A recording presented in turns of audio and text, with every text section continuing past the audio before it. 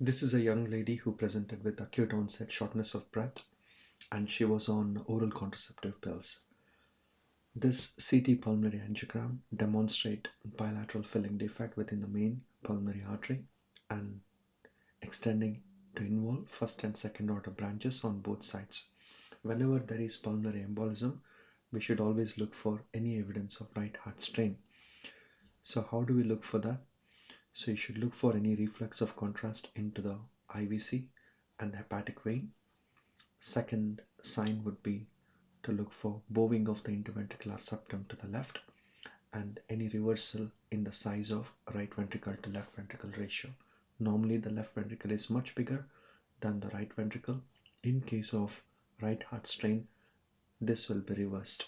In this patient, there is no evidence of right heart strain. In FRCR 2B setting, whenever there is pulmonary embolism, also look for any evidence of cause for the pulmonary embolism. In this patient, you can see there are some extra contrast filling tubular structures in both lungs towards the periphery in the right lower lobe anteriorly, which communicates with the right pulmonary vein.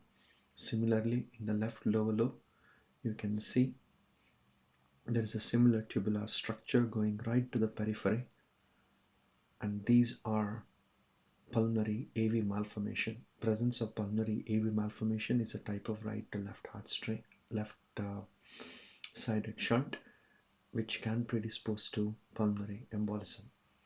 Pulmonary AVMs may be seen in a condition called as hereditary hemorrhagic telangiectasia.